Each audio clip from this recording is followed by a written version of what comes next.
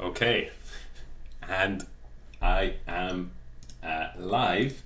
Hello to anybody who may be here already. Looking forward to today's show. Basically, what I will be doing today is we're going to be talking about this massive match that has been happening. Today is the grand final of the grand final. We're talking the best player in the world by rating, the world champion Magnus Carlsen, facing off against one of his fiercest opponents, a many time American champion, world-renowned Blitz player and bullet player, and these days also a very powerful force in the online chess scene, a massive streamer, that is Hikaru Nakamura. Today's final is going to kick off. The players will face off at 4 o'clock Central European time, and it's going to be, I think, a nail-biter. It's 3 sets apiece, and so we decided it would be fun to showcase some of the most instructive moments of the match so far. We've had really some excellent fighting chess. There's been something to choose from in almost every game, and at this point, because there have been, I believe, 31 games played in total, we won't be taking a look at all of them, but I wanted to sort of show you some of the moments that caught my attention from the perspective of a chess coach. As you can see in the banner, I am one of the premium coaches on the new platform coachchess.com, so you guys can check that out if you're curious. But for now, let's dive into the chess, and I hope you enjoy the show. Let me just take a look at the chat and write to you guys. Hello guys in the chat. So anybody is hello Arcodicto, hello Dinesh, anybody is welcome to tune in to give their opinion, and I will ask some questions as we go along in some puzzles to see if you guys can either find the move that Carlsen or Nakamura found, or perhaps even go one further and find a move that escaped Carlsen and Nakamura in the match. So the way that this has happened is it's been, as mentioned, 6 sets in total. I'm going to start from the very first set, and let's focus on the key moments of that one. So we can see here, at least I hope you guys can see that. Let me double check that for you.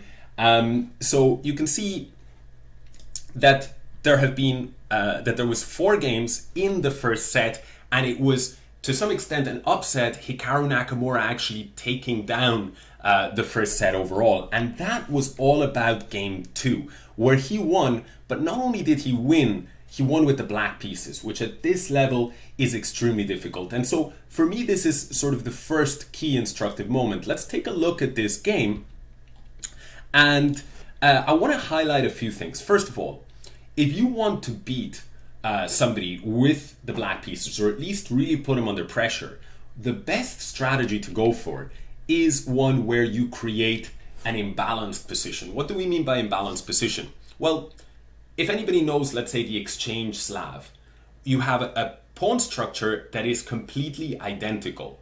It's like a mirror image. Or for example, if you play 1e4 and black responds 1e5, knight f3, knight c6, knight c3, knight f6, this position where each side would have knights on all of these squares and the pawns facing each other, it's almost mirroring the opponent's moves, and it's hard to get winning chances out of those positions. Look at what Nakamura does. He actually immediately captures here on c4, grabbing the undefended pawn, in exchange giving white a big center. So this is really a tricky battle. Now black defends his pawn, and white can actually take this pawn, but he doesn't want to do so immediately because his own central pawn would be undefended. That's why in this position, Carlsen went for the move pawn to e5. Black put his knight in the center, and now he recaptured the pawn. But we see really already a mess of a position on the board after black plays the knight back in order to defend his pawn on c4 against the bishop on f1. Carlsen actually now proceeds to run this gauntlet that he's been forced to run and to play an amazing game. We see actually a few more moves here. He is simply, both sides are playing their own respective strategy. White has a very nice central advantage and is just developing his pieces to very nice squares, the queen on c2, the rook on d1. In the meantime, black completes his own development, and the position that I want to take you to that I thought was incredibly instructive, it's something worth mentioning, this pawn move to h4, by the way. Nowadays, you guys probably have seen such moves are happening all the time, and that's because the computers seem to love these pawn pushes. And the pros are so good at this that Magnus actually, I checked this with the computer, h4 is the best move. So Magnus finding this idea, and we see actually the logic behind it. He wants to put the rook, activate that rook, and fight against this pawn here that's undefended on g7. Very artificial looking maneuver, but it is the best maneuver in the position. Black, in the meantime, has most of his pieces pointing at the queen side and an extra pawn on the queen side, and we see Hikaru making headway there.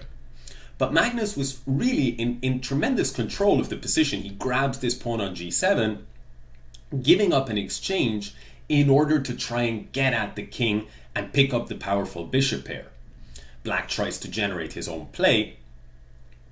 But after this sequence, one thing that really stood out to me is that Magnus was playing like the top move every time, top move. It was incredible. And yet, in this position, continuing to play the top move, grabbing the pawn, all of this is best.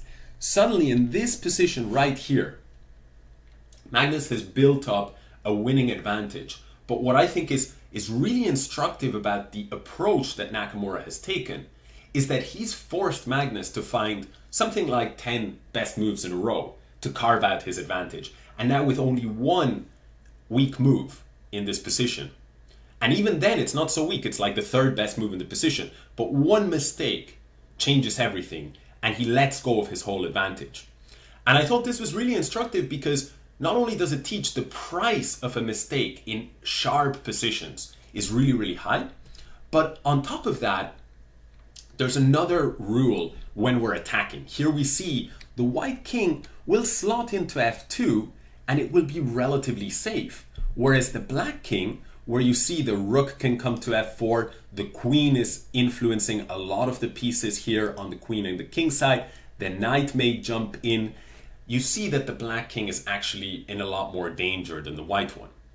So white needs to take advantage of this. And he had one way to do it. Can anybody in the chat take a guess as to how you might actually try to win this position, or what would be the best move?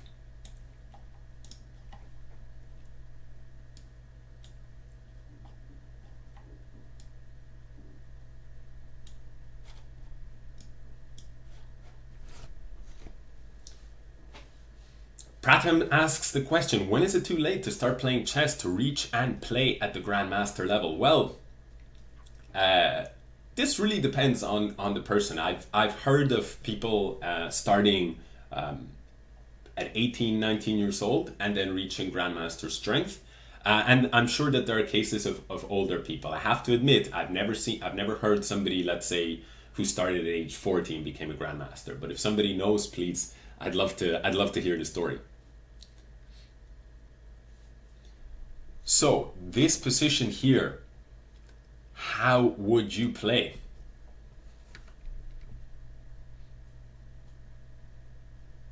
Any guesses?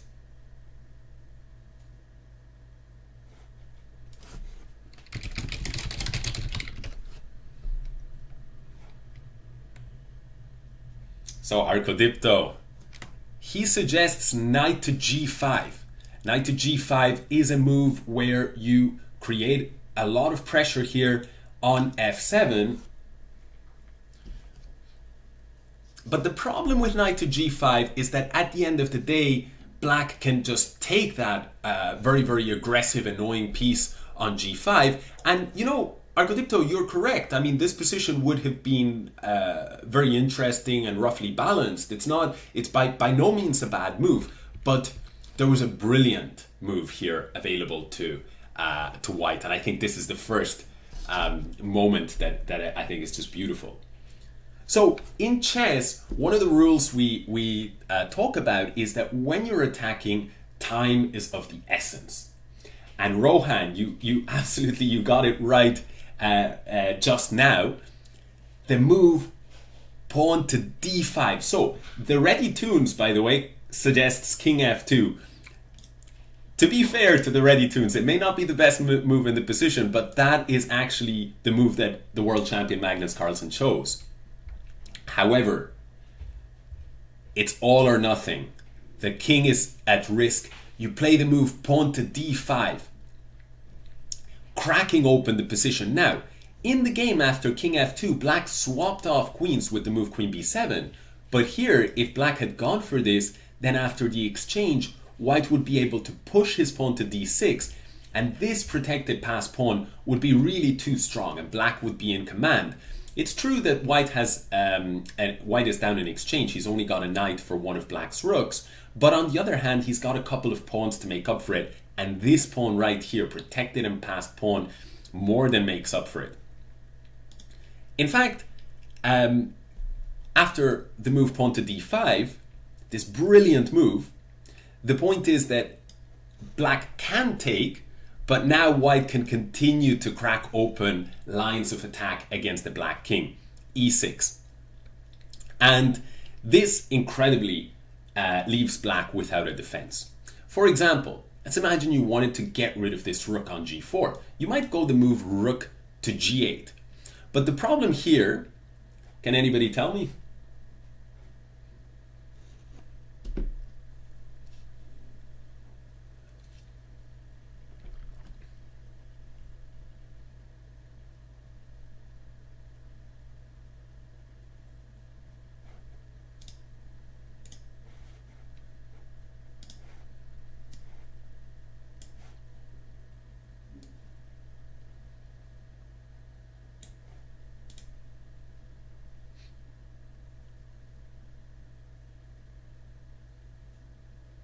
Okay, I'm not seeing any answers so far.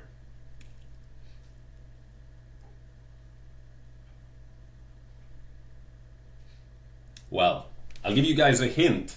There is one piece for black. Arcodipto gets it. One piece for black. The king is defending two pieces. He's defending the bishop on e7 and the rook on g8. So a few people in the chat getting this correct. You take here, king takes, and then you just pick up this free bishop on e7. And that's a big problem. So, in fact, after the move e6, moves like rook g8 don't really cut it. One option would be to try to grab another pawn, but then after rook f4 check, it's simply going to be curtains. Your king is too exposed. This is a very important principle in chess. We want to open up lines of attack against the king. Here black could try to hide on e8, but after a series of checks, queen check, king d8 here, white can keep on storming the position with the pieces, knight g5. Immediately there's a threat of checkmate, either with knight takes e6 or even with knight f7 checkmate. You cannot do much except maybe you can think about taking this piece. But now a very, very nice final touch. Queen to d6, check, and, well, can anybody tell me what happens if I put my king on e8? What would have happened?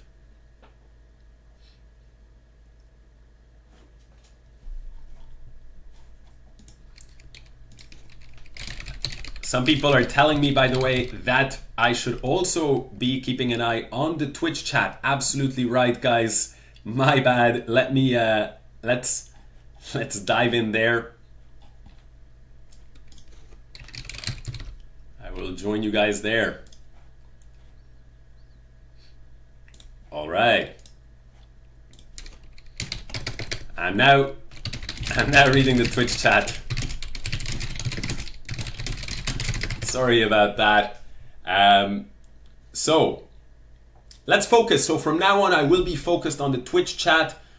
Go check out Chess24 Twitch, as I think most people are there. Hello to Bakus, hello to Euromarca, hello to the Anchovies, to Lies of NASA Flat Earth. Hello to everybody, and thank you for joining this this stream today. And now in this position, you guys are Twitch indeed making pancakes. So what are we doing here? David751 gets the answer correct. Bishop to h5 is just a devastating checkmating pattern. The queen on d6, the bishop on h5, game over. King c8, an option, but really this is pretty sad as well because white can just take on a6 and the whole house of cards is collapsing. Black, of course, doesn't have to resign immediately. He can continue on with a move like rook b7, but even just collecting here, you see that white is going to pick up that rook on b7 and just everything is falling. And look at that naked king here on c8, guys. So it's not a good situation for black, and white had missed really a beautiful opportunity here with d5, pawn takes, and e6. Don't get me wrong, there's no way that Carlsen would miss this idea. He probably simply misevaluated it, and this of course is a rapid game, but I think a very instructive example. And Nakamura did actually go on to win this game after the move king f2, and well, it could have just been reversed, and the match may have been a very different story altogether. There was one more instructive moment in this game that I wanted to show you guys, and it was towards the end, after this sequence, the position is actually around equal here. And the reason why it's around equal is because black is up in exchange, but white has 2 extra pawns. So that's usually around a balanced material. And so Magnus at this point, he's just looking towards simplifying the position, and he takes here on g5 with the knight. However, he should have, knight takes g5 is okay, bishop takes g5, and now he recaptures here on g5. Now, my next question to you guys, why was this a mistake, capturing on g5? There was something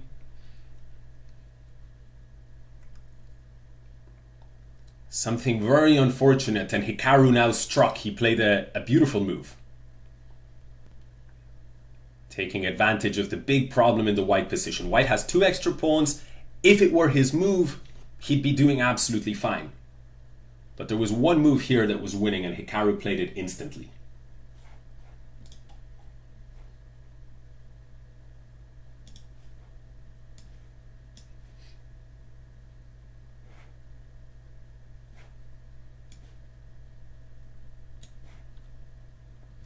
Correct.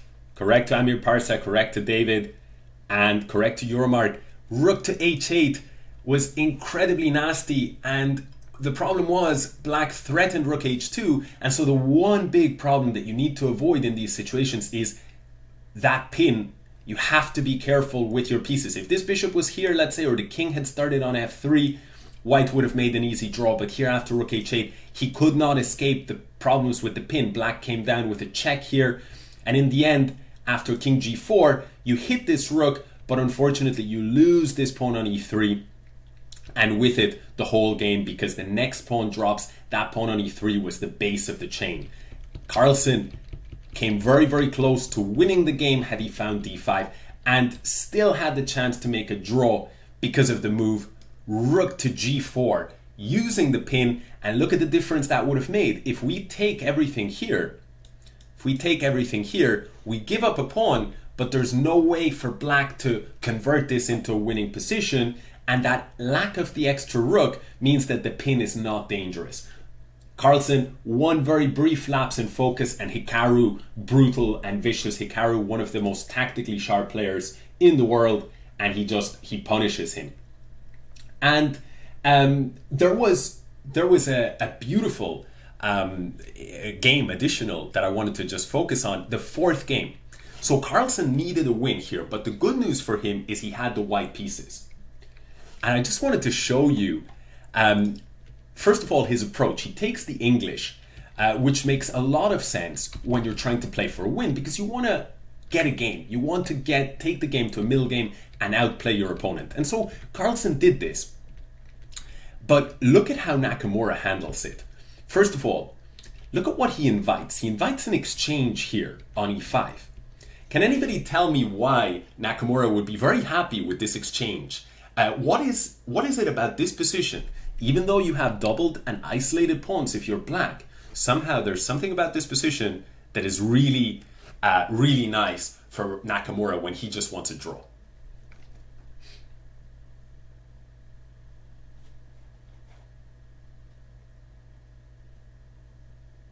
Blue Mango says, you've simplified the games. Absolutely right. I mean, there's a lot of pieces have come off the board, but Sademo hits the nail on the head. It's the opposite Max Meme also. It's the opposite colored bishops. A lot of possibilities to draw. And now, these guys at the top level, they fight for the tiniest of edges. So look at what Magnus does. He goes f3. He's trying to play the move e4 in order to activate his dark squared bishop and build up a center. Hikaru says, no thank you. f5. Magnus says, I insist. Rook e1. He wants e4. Now, black goes rook to b8, activating on the open file. Makes a lot of sense. White says, I better try to develop. Since I can't play e4 under good conditions for now, I'll go bishop d2. And finally, when you block the influence of your rook, now I'm going to hit you with e4. White is a little bit better, but brilliant play from Nakamura, who has his sight on a draw. That's what he desperately wants. F takes e4, rook takes e4, and now he simplifies further, bishop f5. And, well, most players, I think, in this situation would probably just take the queen, and after taking here, they would take here, and after taking here, you would get a position which is a very, very easy draw. And so, but Magnus needed to try and find a win. So can anybody tell me what is the best move in this position to try to keep some winning chances alive, and indeed the move that Magnus played?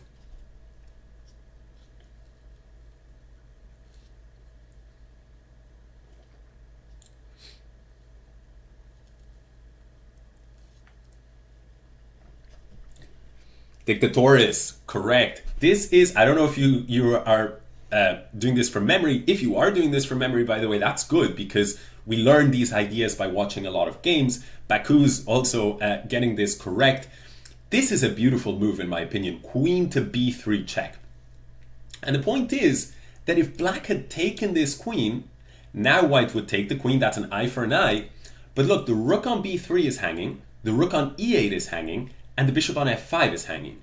So as a result of that, black may have been tempted to just capture here, and after pawn takes rook, we see that white would have achieved what he wanted, an improved pawn structure. He would have gone from isolated pawns to connected pawns here. And then you could capture on a7 potentially. Of course, black will resist that, but still black would have a slow torture in the future because of the better structure for white. But at these levels, they fight for every little edge. So to queen b3, Nakamura says, no, how about instead of I correct your pawn structure, you correct my pawn structure? Of course, now Magnus was not going to oblige him by correcting his pawn structure like this. So Magnus instead, he just took this rook on e8, took this rook, and went after pawns. But black doubled down and said, bishop e6, I insist that we swap off the queens. And if you do this, I'll even give you a pawn. But with the queens off the board and a lot of activity, a move like rook e2 could possibly happen, then in this position it's just, you're not going to be able to convert this position. You're up a pawn, but the opposite colored bishops will decide the game. Now the game did continue with queen a3, and Magnus did have some chances, but Nakamura put a stop to all of those chances. And in the end, as we can see here, in the end, Nakamura's victory in game 2 decided the first set in his favor. We're now going to take a look at set 2, which we see is a much more intense set. And Nakamura struck again with the black pieces. And what I want to say about this game is that he is once again effective in the opening. So he goes for the same variation that he had beaten Carlsen with the day before, and he goes ahead and just beats him again. We see that the position is very, very messy. Carlsen is more of a grinder, and Nakamura is more of a tactician, if we're going to generalize, and we see that Nakamura takes him to his turf. A brilliant idea from Nakamura, giving Carlsen the center, but collecting an extra pawn on the queen side, some weak squares like b3, And we see that the world champion goes wrong. He launches his knight to g5 just to position it in the center on e4. And his position, his maneuvering to the weak c5 square is all very effective. But in the end, he's forced to find really, really powerful moves like rook a3. It is the best move. But black plays so well that even though white is largely finding the best moves, this position is just equal. So how it should have gone is that the move after b4, pawn takes b3, knight takes b3 is how the game should have gone. Not should have gone, but rather would have gone with computer perfect play. But I think Carlsen wanted more, which demonstrates the value of psychology, right? You know, Nakamura knows that with the black pieces, if he makes a draw, that's almost like a victory for him. It's a moral victory. And here we see the rook on b3 is attacked, the pawn on g2 is attacked, so you have to swap queens. And this position with really beautiful bishop on d5, there's no way that white can claim to be better. So he didn't do this. So what did he do? Carlsen decided after c takes b3 to go for some complications. Bishop a3. Offering this bishop in exchange for this knight, but Nakamura has seen further, and after bishop d5, black's coordination is really, really good. White can grab this pawn, but after the blow c5 hitting this knight on d4, it turns out the knight really doesn't have many good squares to go to.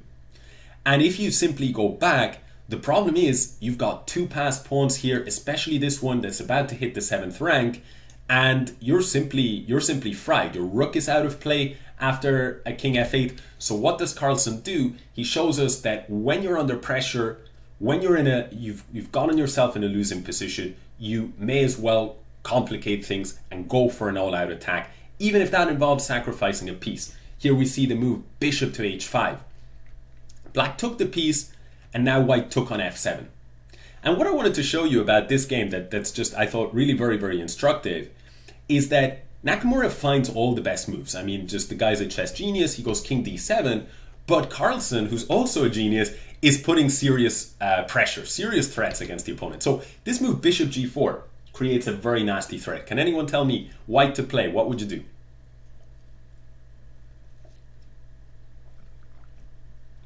Let's say that, for example, black plays some silly move like rook f8.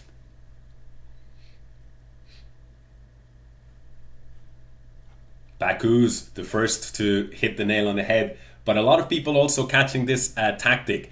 Very nice. Easy to miss. The bishop on d5 looks like it's defended twice, by the pawn and by the knight, but actually the knight, if you move it, the king would be hanging, and if you move the pawn, the king would also be hanging from the bishop. So in fact, this is a free piece, and that was a diabolical little trick from Carlsen. Nakamura sidesteps it. He goes king c6. Carlsen goes bishop takes e6. Again, be willing to sacrifice if you are in a lost position just to make it difficult for your opponent to find the best move. Nakamura continues to play very, very correct chess, but soon he goes wrong. For now, he's playing brilliantly. Now he gets checked here. And my next question to you guys, where do you put your king? Do you want to put it on e8 or on c8?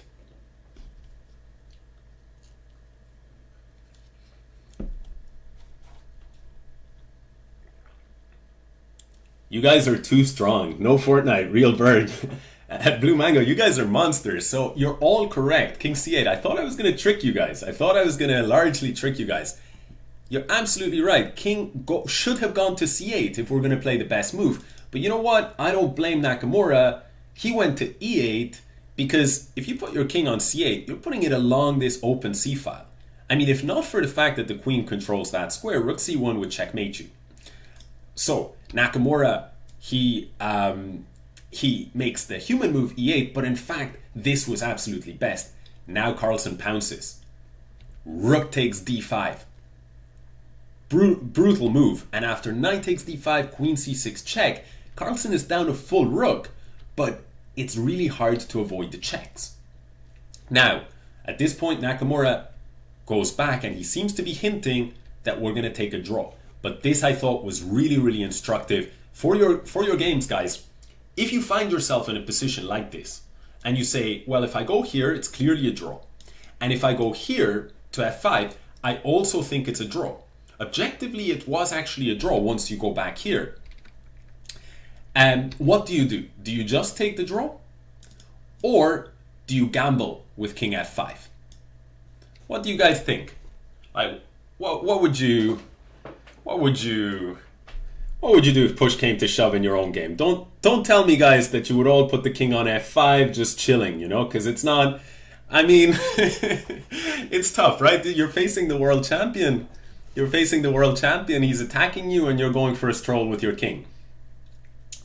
I think it would be.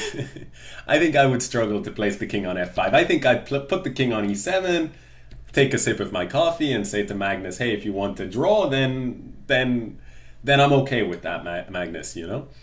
But not Nakamura. He goes king f5, and this is exactly how to play the position. Why? Because he says to Magnus, "Yeah, this position is objectively a draw, but I'll tell you how it's a draw. It's a draw with the impossible to find rook c1. I mean, in a rapid game, to find this move, the trick is that you want to start to introduce threats like queen f3 check, and when you move the king, you can dive in with the rook. But that's so impossible to find with a couple of minutes on the clock. So Carlsen instantly played the move e6 check, and now that the f6 square is gone away from the control, Nakamura is once again winning. And well, there were a series of checks here from Carlsen, but eventually the checks disappeared. Black was safe, and that extra rook counted, and Black converted a few moves down the line. Some desperate moves from Carlsen here, but after rook c7, total coordination and just sensational victory from Nakamura in game 1 of set 2 with the black pieces. That's a tough situation to be in if you're anybody, including the world champion. Game 2, Nakamura, interesting strategy. By move 14, it was already a draw. So he said, let's take it to game 3. Let's take it to game 3. And Carlsen, and I'll give you the white pieces, but let's see what you can do. And another instructive moment, we see that Carlsen once again considers c4, English opening. This is the best way to try and win on demand. This time he does it. What did I want to show you about this game, though? Well, for me, my notes say that yes, that when you need victory, much like in the previous game, you have to be willing to attack and sacrifice material. So I want to take you guys to move 14, 15 or so, and we get this position, and here we see white pushes his pawn. He's gotten what he wants. The kings are opposite side castling. Life is pretty good. And now black dives in with bishop to b4, completing his development. That was his final minor piece that was developed. And now here, I want to ask you, what would you play if you were white here? What would you play? Keep in mind, you really want to win this. It's your final white game. You lost the first one.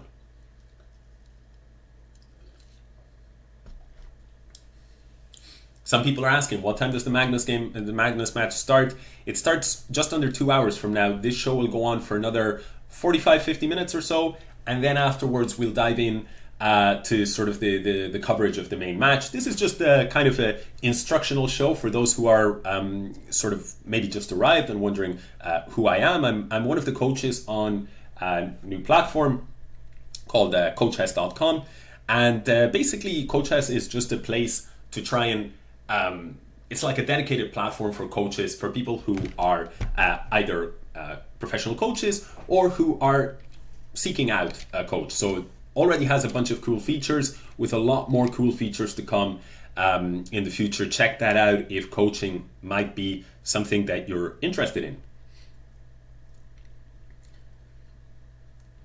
Thank you, by the way, to How for the comment.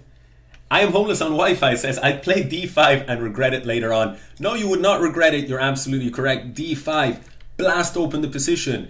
Bishop takes c3, queen takes c3. Black scoops up a pawn. But on the other hand, that pawn on d4 was blocking your bishop. And the fact that the pawn is gone means this knight that captured it is now a target here, and it's being x-rayed by this bishop. So this is exactly how you're supposed to play when you need a win. You mix it up and you put your opponent under pressure. let's take a look at what happened here.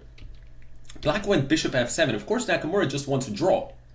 And he could have probably gotten it with knight takes d4, and now let's say that you take something like c6 and you just lock everything down. And maybe you have to go king b8 to defend the pawn first and then c6 on the next move, but you just lock everything down. But Nakamura had a little lapse in focus. He went bishop f7, and after knight takes c6, I think what he was working on is, do I mind having these double pawns? And he decided, no, I can just put my king here, I've got an extra pawn, and I should be able to hold the draw. But maybe the pressure of the situation got to him. After queen takes c6, white to play. What move did white play here that marked the beginning of the end for Mr. Nakamura? Yes, I'm reading the chat. Mr. Lekutin Said. Welcome to the show. So there was a move here that Nakamura, sometimes when you switch gears, it can be a problem. And Balalandon, correct, C. Capriot. This kind of shifting gear, this is one of the things, board vision. Work on your board vision, work on all the 64 squares, because even the world's best are missing these ideas. God knows it's happened too many times for me. I prefer not to think about how many times these kind of moves have been missed by me. It's a check. It's the first kind of move we should look for. But all the action has been on the queen side and the center. It's very easy, even in a rapid game, you just miss this check. Suddenly, that shift in a direction marks a collapse of the king side, and white took the game home. I just want to comment a couple of things about how brilliant Carlsen's technique was in this game. He brings back the queen, he wants to hold everything, and now the position is equal, but he is better for a few reasons. The first reason why he's better is because of a better pawn structure. But there's another reason why he's better. Can anybody tell me?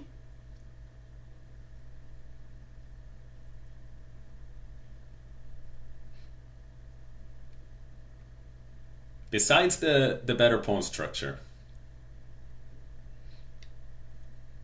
The bishop pair, correct, from Real Burge. The bishop pair is very, very strong, especially this bishop on b2. Dark squared monster here striking at the weak pawn on f6. So you guys, a lot of people are getting this absolutely correct in the chat. Now black supports the knight on d5 with the move c6, but that has a consequence, guys. When you play a move like c6, what's one thing you should watch out for that might get exploited? Well, there's something that just you made a little more vulnerable in your position.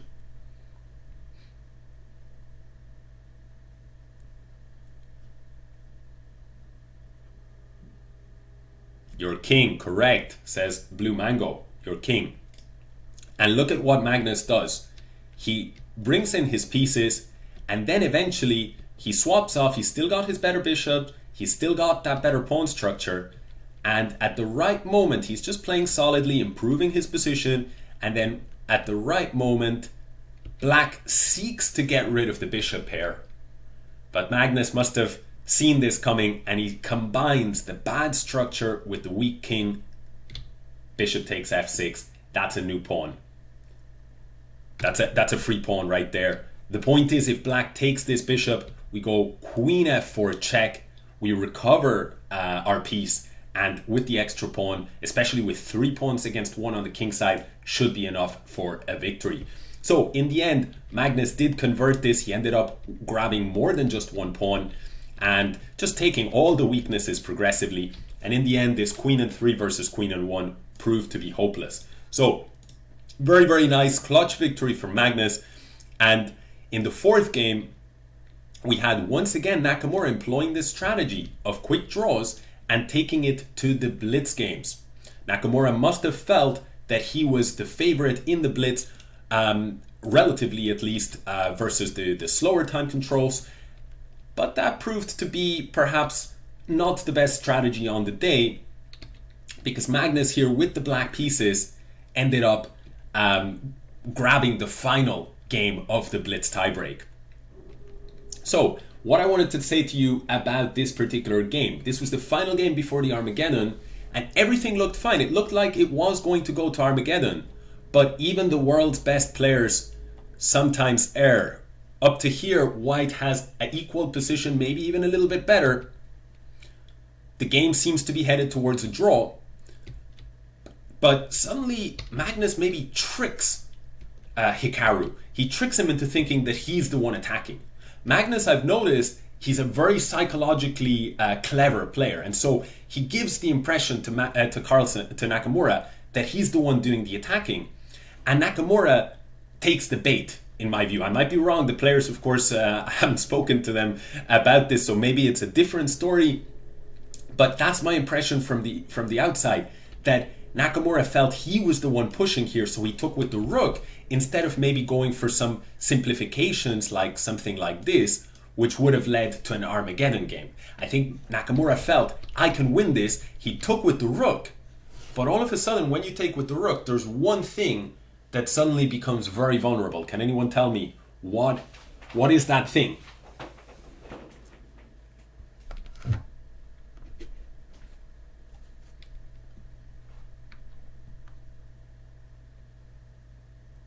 Yes, the king on b2 was already vulnerable, but once you lift up that rook, the back rank, says Sademo, exactly, Nutk, correct, Lyrical Chess, SDL99, and a few others, the back rank combined with this weak point on b2, remember, look, it's attacked once, it's defended once. Whenever you see that situation in chess, be very careful. And black immediately pounces, queen b4. White had a little trick, bishop d4. Saying, please take my bishop, because then I'll checkmate you here on c7, or rather either on b7 or a7. But Magnus plays a beautiful move, bishop d6, shutting off the rook. Now the rook wishes it could go back to d1, where it was originally. Now it's shut off from the game, and you don't have time to be taking pawns, because your bishop here on d4 is simply going to be captured.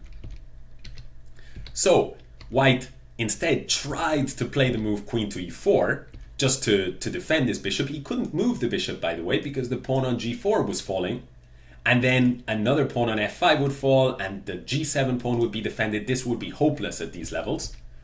So he played the move queen e4. But now one very nice move finished the game. Black to play and win. Anybody who has seen this game live, please don't say the move. Those who are new to this position, let's give those guys a shot. Maybe no Fortnite, please. I think I was a little too late with the with the memo. In the future, I should say it a little bit earlier before putting the position on the board. So you're absolutely right. The point is, in this position, black sees a checkmating pattern. This, by the way, is one of the reasons why working on your checkmating patterns, pattern recognition, a huge part of the game. If you could imagine this pattern right here, if you know this one inside out, then you can say, how can I get there? And the nice thing about going to a4 is another thing that chess players are trained to do at the highest levels, or master level players, is spot pieces that are undefended. This rook is undefended, the king is weak, queen a4 ends the game. And with that, Magnus took set 2. So now they were one apiece. We move on to set 3. And this time, in the first game, Magnus scores early on with the black pieces. So it's one apiece. And this game, for me, what I want to show you about it is if we get to this position right here, one advanced concept in chess is that you're told this, most beginners are told, don't push the pawns in front of your king. But sometimes it's really hard to see why it should matter that if the pawns are here, let's say, versus on the second rank, these two pawns, versus being on the third. But this game, I think Carlsen shows the vulnerability of that wonderfully. So he takes on c4, and now the first move that takes advantage of these weak pawns, queen h3. Now you can see, really, if this pawn was on f2, the pawn on g3 would be defended, and this move would not be so scary. If this pawn was on g2, please put your queen on h3, I would take it. But now white is forced to play some weird move, like king f2. Black goes back, white goes back, but black has gained the free move. The queen on e6 is better than where it was before. Now black breaks with f5, trying to get open lines of attack against these weak pawns. White takes because, well, otherwise the knight on c5 and the pawn on f5 combine. So white takes. Black takes here on f5. And white brings his rook into the game. And again, black goes back to harass this pawn. White has to defend. This time he's not going to put the king on f2. Can anybody tell me, what would you play here? If white goes king f2, black to play what? There's a few moves, but there's one that's just a crushing move.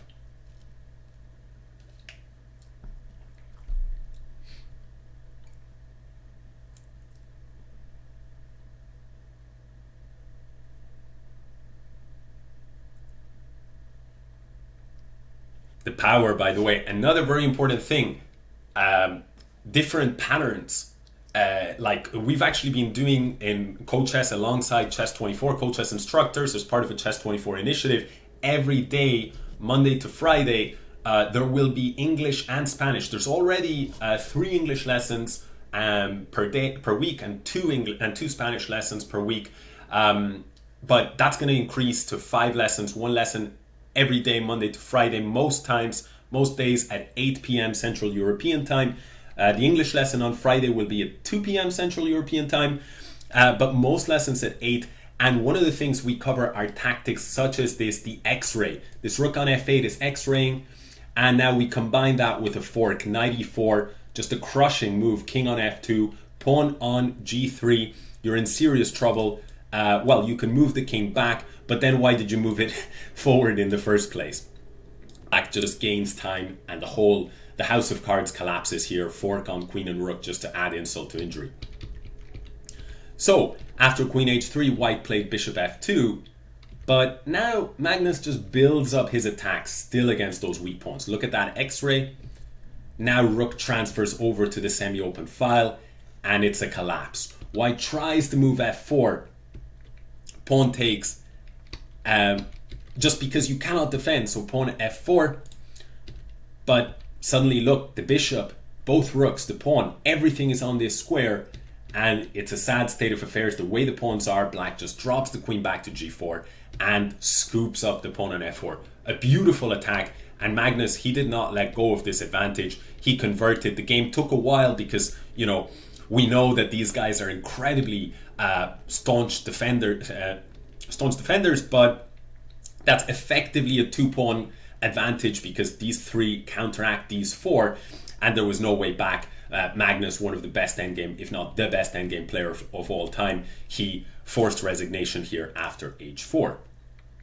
So Nakamura then draws game 2. Carlsen actually, with the white piece, is going for a quick draw, and now in game 3, Nakamura needed something more. So what was he able to do? Would he be able to strike? So this was set 3, game 3, and what I wanted to show you about this game is that, have you guys heard of how opposite colored bishop endgames are almost always drawn? Is that something you guys have heard of? If you're, let's say, up 1 pawn or something like that? Is that something that rings a bell? So Michael TD and Blue Mango says yes. And David also, I'm homeless on Wi-Fi, says never heard that, but you're a strong player, homeless on Wi-Fi, so I don't believe you. I'm skeptical. So Mirkimerk says they mentioned that in the commentary of the finals always. Yeah, so it's a very common sort of saying in chess, and most of the time it holds true. But to me, this game shows Nakamura's depth of understanding. We're going to actually just speed up to this position here. We see the opposite colored bishops are on the board, but Nakamura just improving his placement of the rooks here, breaking forward on h6. Let me just move this forward a little bit, and Carlsen gets this position here, and look at what Carlsen does. He goes king f7 and he invites the exchange of rooks, thinking it's an opposite color bishop endgame. Maybe I have some chances to hold. But Nakamura shows his, in this instance, better understanding. The pawns on a5 and e5 are very weak, and you've got extra space on the king side. So white ends up collecting this one pawn, collecting a second pawn, and then the problem is, as he drives his king in this position, Carlsen actually realized, I can't hold this position, even though the opposite colored bishops are on the board, and he resigned. The problem is, if you approach with, let's say, a move like king e6, trying to cover the bishop, can anyone tell me what would be the cruncher here?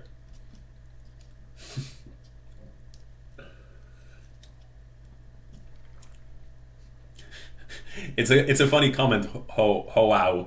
I don't blame you. I don't blame you for laughing.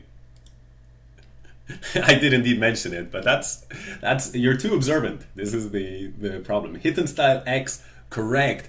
Bishop to d8 here is the problem. All these pawns are on dark squares, and so what's going to happen is, let's say that we wait, white would actually take this pawn, and he would want to put his bishop here, but the bishop on b6 hit this pawn, and now you're up 2 pawns, but black is so passive. And so for me, the key about this particular pawn structure is 2 things. The first thing is, look at white's beautiful pawn structure. This is where black needs to access, but he can only do so by going like this. And Nakamura is covering that entry point. So white's pawns are completely safe, whereas the white bishop has entered the position. And this second point is this pawn on h6. It's so advanced that very soon you're going to have to deal with this problem. Black is split on both sides of the board. He has to deal with this passed pawn, with this pressure, and with the invading white king. Too many things to deal with in spite of the opposite colored bishops. And therefore, Carlsen had seen enough, and he gave up the ghost on this one. Now, at this point, it was 1 apiece. And we take the game to one of Nakamura's most beautiful games, in my opinion, up until this point. Here, we see a normal, conventional Ruy Lopez sort of exchange variation on the board. But what I wanted to say about this game is Nakamura, I don't know how many people have watched like his streams and stuff like this, but he is such a great dynamic attacking player, and he's also a tactical opportunist. Look at what he does here. Let's fast forward to this position. Just some maneuvering had happened. Knight f8. Nakamura goes on the attack, and now black goes knight e6. Now this is the world champion, Magnus Carlsen. He's playing knight e6. I don't know about you guys, but if I were to see that this pawn is undefended, I would assume I cannot take it. Because now my rook, the rook is x-raying the knight on e5, and I'm figuring either knight d4, hitting the queen, or knight f4, also hitting the queen, will somehow fail. But that's not Nakamura's style. He's going to think for himself, and in this case, he's got the confidence and the calculation. He takes it. Turns out it's actually a free pawn. It's a blunder from the world champion, and the reasons are very nice. If you go knight d4 here, there's a beautiful move here that white can play. Can anyone tell me what the move is?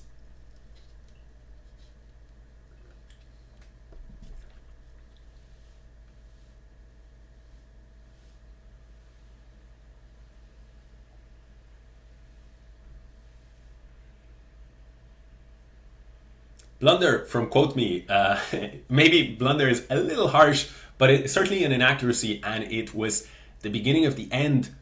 Ivan Sell 95 and Shane Krish, also Pony Razor. Yes, this idea knight takes f7 is very, very nice tactical point. The point is, yes, you can take my queen, but your queen is also hanging. And remember, I've picked up a couple of pawns. You can win my knight, but your own knight is hanging, so that's an eye for an eye. And white is just much better. If, on the other hand, I take this piece, can anyone tell me what the point is? Push him, baby. Already on the case. Queen h5 check. Really nice point. And again, be very focused on undefended pieces. The bishop on c5 is in serious trouble. So queen h5, super nice idea. Now, after knight takes e5, Magnus tried a5. White went queen h5 anyway, pressing the pawn on f7, provoking Magnus into weakening his king. And now Hikaru drops the queen back, provoking again a weakness. And remember what we had said about pawns on the second rank. They tend to be a lot weaker. And here Hikaru just played a brilliant sacrifice. He took on c6. And after queen d7, the question is, where are you going with this knight? And the answer from Hikaru is, I don't need to go anywhere. I'll just take the pawn on f6. And this for me is just a beautiful attack. Queen takes c6 and now bishop to c3. It's worth noting, by the way, again, the importance of checkmating patterns. There was another winning path, knight g4, with the threat of checkmating here on h6. That would have been also a very cute idea. Black can stop that with bishop f8, but now white can go knight e5, attack on the queen, and the threat of queen f7. Black can move the queen, let's say. We play allow this check, and after king h8, the reason I just had to show you this position is there's a few ways to win, but the most crushing move here, can anyone take a guess? And of course, there's several ways to win. So if you say a move, let's say like bishop c3 or take the rook on e8, you're right. Those are winning moves. But I'm curious if anyone will say, what is the most crushing? I mean, what is, like, let's say, the move that the computer considers to be the best?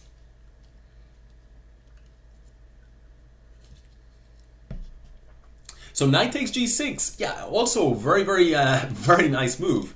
That's the move I think many people would play. But the real RH and I'm homeless on Wi-Fi are correct. And I think this is just a beautiful move because it's a slow move. It's not a capture. It's not a check. It's just a slow move, but you create such a devastating threat. So the threat is, let's say that you play something like this. I can actually just take you here.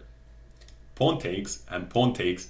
And that pawn on h5 means you're getting checkmated. And the beautiful point, if you take this knight, I take you here, and that focal point h7, the pawn on g6, the queen on f7, the rook on h1, there's just nothing to do. You can block the rook's effect, but h7 will end the game. For me, this is just incredible stuff. But not to take absolutely anything away from Nakamura, who chose a move that is also completely winning and that is the safest move. I think that the right approach to take, bishop to c3, creating threats against the black king, and Magnus tries to cover those threats, but a pawn drops. And the final thing I want to show about this, now white has a lot of pawns, but the final thing he does is so instructive. Best move here in the position. He sees the king on the d file and he goes pawn to d4, inviting black to take this pawn. You can take this pawn if you want, but now I would just castle queenside. Your pieces are pinned and your king is on site. This is what black wanted. This is what white wanted. Magnus tried b4, trying to distract white, but white's intention is clear. I want to open that d file. He captured and Magnus resigned. Yes, you can take this bishop, but even the classy move queenside castle, and you see that the king is really stuck for squares. So really a very, very beautiful game from Nakamura. And that was it, because in the final set here, Nakamura held Magnus to a draw, and so he ended up taking a 2-1 lead in the match. Let's now look at set 4. Set 4, you guys can see, well, the first result was a draw, the second result also a draw, and so we take it to set 4, game 3. This was an incredible game from Magnus. Incredible, incredible game. For me, one of the instructive moments is he demonstrates a big principle in chess. And the principle is like this. In this position that we see out of the game, after e5, white is the side that has more space in the center. And when you have more space in the center on the king side center, because this is the e-pawn, so this would be a mix of center and king side, while this would be the queen side center, when you have more space, there is a general rule in chess, you should try to attack. Magnus combines this strategic principle with beautiful tactical blows in this game. We're going to take a look at that. Bishop d3, we see this position. Black tries to push on the queen side. Magnus just chops that pawn off. And now he goes a4. Very, very nice move. Can anyone suggest to me what might be the idea behind a4? Did we not say we want to play on the center and on the king side, and suddenly we're pushing pawns on the queen side? But Magnus had a deeper idea, a deeper point to this move.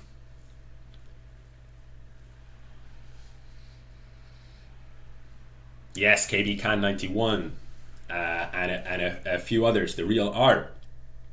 Correct, he wants to put that bishop on this beautiful diagonal. We see queen goes to d7, bishop comes to a3. And that diagonal created, as Sander Diesel says, as Mike BR says, as KB Khan says. Well done to everyone. Now black steps out of this pin that's being created.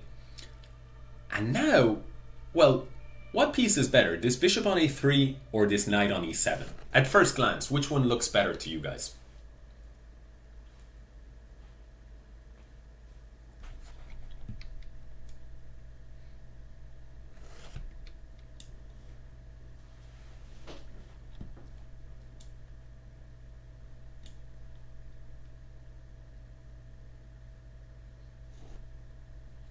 The bishop, right? Everyone is saying the bishop. And that's, to me, what makes this decision from Magnus so instructive. He plays the best move. He captures the knight. For me, I would not even think of such a move. But his idea is really smart. Queen takes d3. Queen takes e7. He goes queen d3. And we see the knight on e7 meant if you played queen d3 immediately, I could go bishop f5. So you got to break the rules in chess. In this case, bishop takes e7 from the world champion and queen d3. Now there is no bishop f5, and I'm threatening checkmate. Check, and when you move your king, I'll checkmate you here on h8. Nakamura stops that, and the attack continues. I want to maybe sacrifice, or maybe push here, or a mix of the two. Nakamura plays the best move. One of the important principles in chess, when you're being attacked on the king side, very often the right approach is to counterattack in the center. That's what Nakamura is doing here by putting pressure on d4. White, however, is not to be deterred. He takes on g6, black recovers here, and now showing the checkmating patterns. White here plays, there's only one move to an advantage, and Magnus finds it. Can anybody tell me what is that crunching move here for white? Using a little tactical pattern.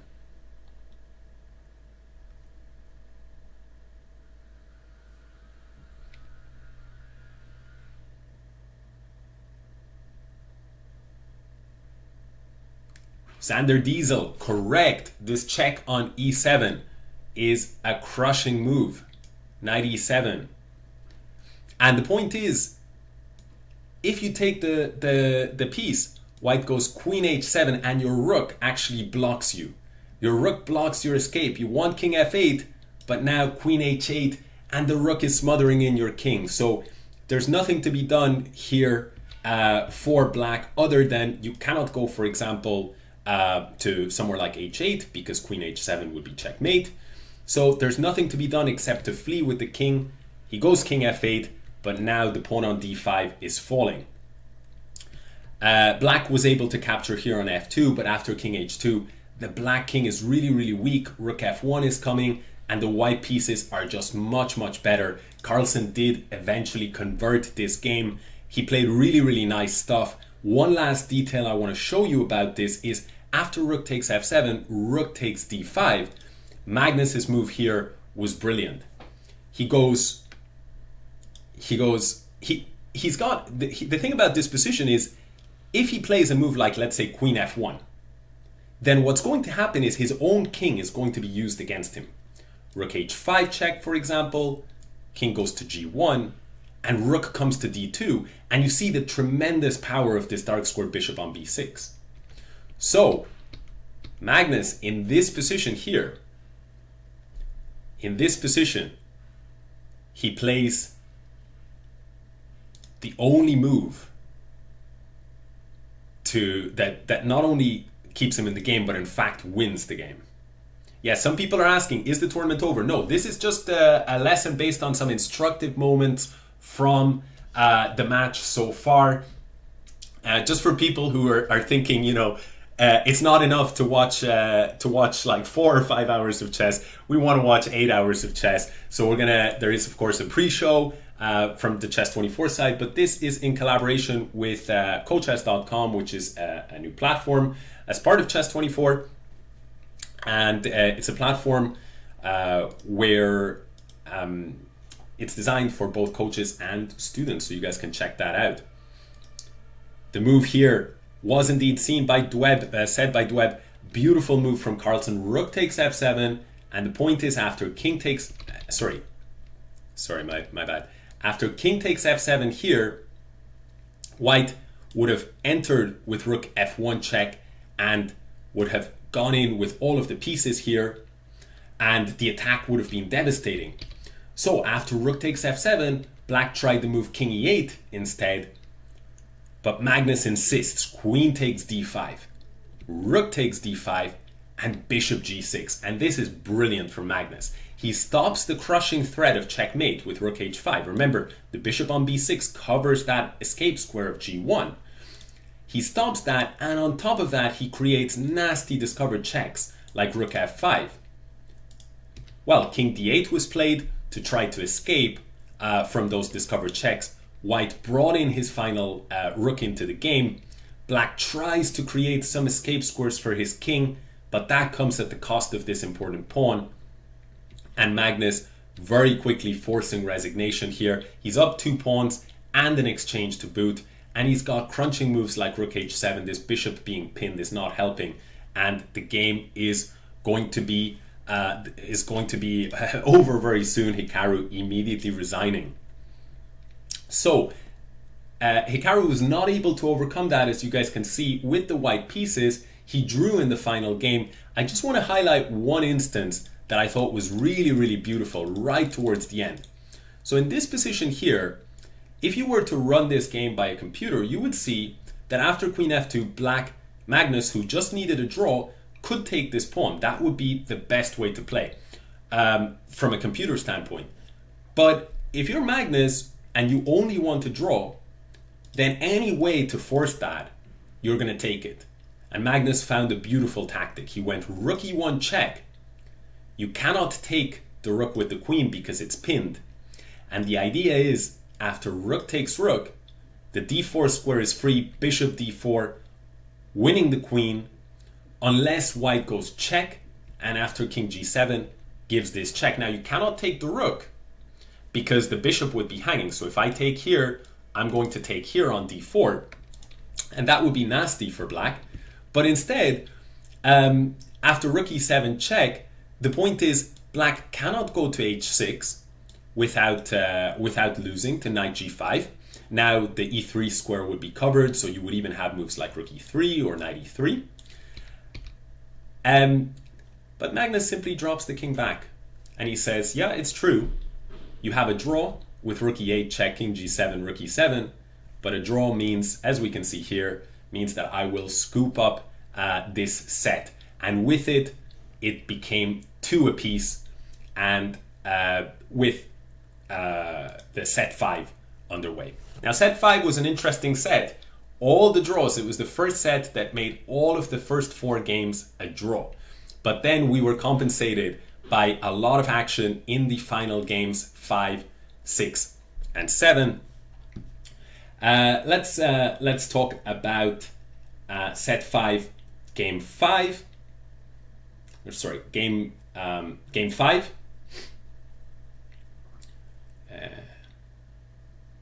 So in game 5, we see that in this position, Magnus actually ended up winning. We can see that he ended up collecting a lot of pawns and he ended up winning the game.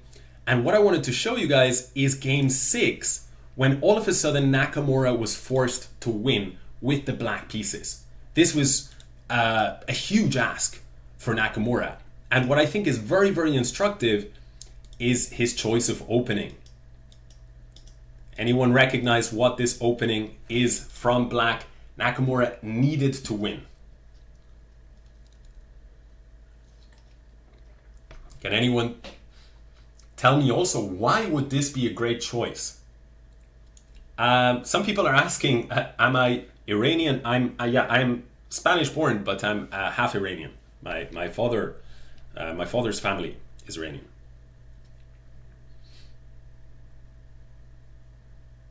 This is a King's Indian defense, correct, from Indor Yan. And the King's Indian defense it's a really aggressive opening, and Nakamura says, I need to win at all costs. So he relies on this. It's a very risky opening, but it's also an opening where you take the game to your opponent from the start.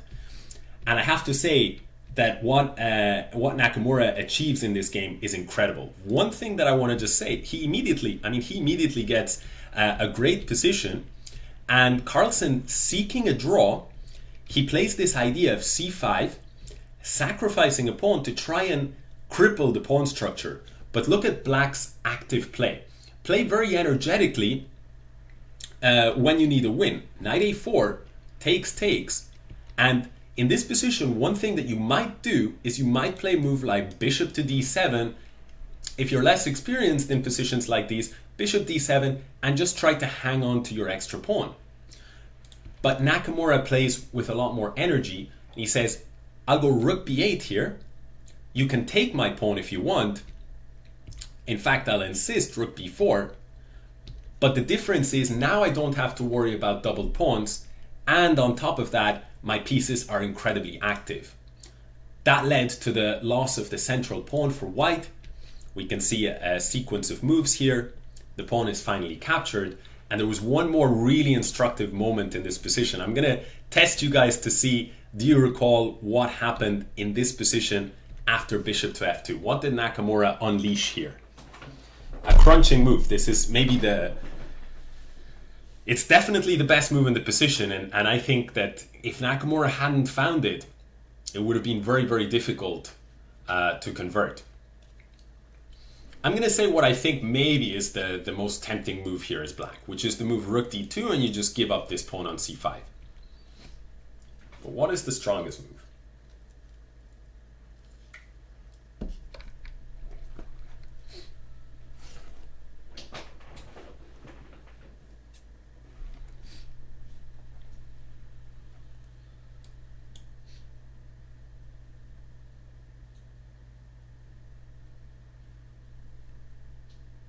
Yes, guys.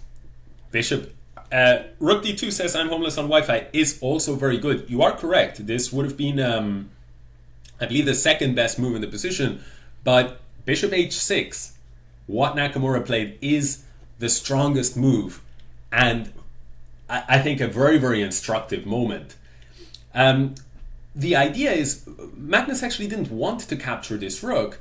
We can actually see he played like this, but Black more or less forced his hand, and eventually he captured it. And we see the point, which is after Black goes c takes d4, Black now had this isolated pawn, and instead now he's got a perfect pawn structure, and this pawn right here is a protected pass pawn. On top of this, look at the pawns for white. They're all on light squares. And this piece right here was the glue that held the dark squares together. After white has his hand forced to take, now the king is going to have serious problems on those dark squares. You wish that you could have the pawn on f2. Nakamura and Carlsen both know this, which is why he didn't want to take, and which is why Black invited the capture and sort of forced his hand. And we see here h4 locking down the dark squares even further. And it was a masterclass from Nakamura. He did, I think, allow white back into the game at some point, but eventually he did win the game. And you see that maneuvering on the dark squares, just beautiful bishop on d4, by no means inferior to the rook. And just all the black pieces are camped on dark squares. Nothing to do if you're white, because Black's the only one with a dark squared bishop. And you see again this check on the 7th rank. If you step to g1, you're gonna be facing rook c2, nasty discovered check. The rook will fall. So king e1 was played, and rook takes g2. Now to be fair, Magnus did nearly hang in there, but eventually Hikaru converted this rook and pawn endgame, and with it, a very, very important game was won. This took it to the first Armageddon, and Hikaru, 2 apiece. All of a sudden, Hikaru needs Magnus takes the white pieces against Hikaru. Crucial, who will be out in front?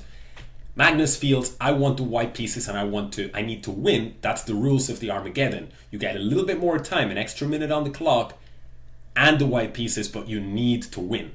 And Hikaru was simply a rock in defense, and actually he played a very, very strong opening, the Nimzo. Magnus was left with this crippled pawn structure, and Hikaru simply gave him no chances. He played a beautiful game, and in fact, in the end, one thing that was very instructive from Hikaru is he saw in this position here, right here, he saw the possibility to simplify.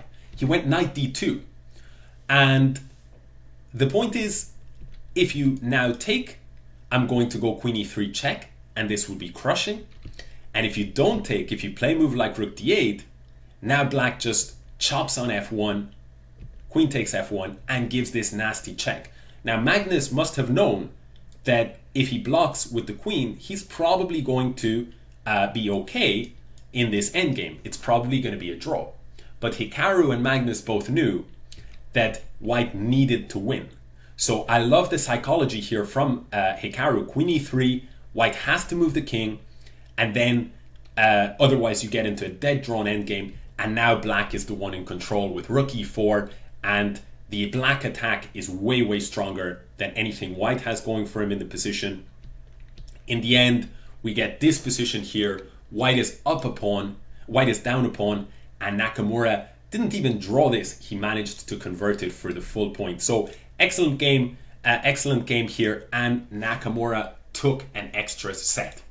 Now the final set, set number 6, Magnus needed to win in order to keep the match alive and take it to today's match. And as anybody knows who has been following the match, they know Magnus did manage to do that, and he was really, really clutch. The sort of the final game that I want to show you guys, this game I thought was so instructive in terms of an attack along the dark squares. This game here from Magnus, he opens like this. We've got an Nimzo Indian on the board, but what I want to just focus on here is this bishop on b2. He has the dark squared bishop and Nakamura does not. And we see the move c4, takes, and d5, blasting open the influence of this bishop. Now, no regard for the pawn. He's down a pawn, but it's all about this bishop here. And he combines the play of these two bishops on the queen side that actually press the king side. He combines them with the influence of the knight. And those who watched the live show, I think you guys might recall a beautiful tactic here. The move started with rook c5, a6. Final question of the evening, because this game, after this, Hikaru was not able to recover. So the final question for today's show, which will be wrapping up in 2 or 3 minutes, is what was the crunching move here from Magnus Carlsen?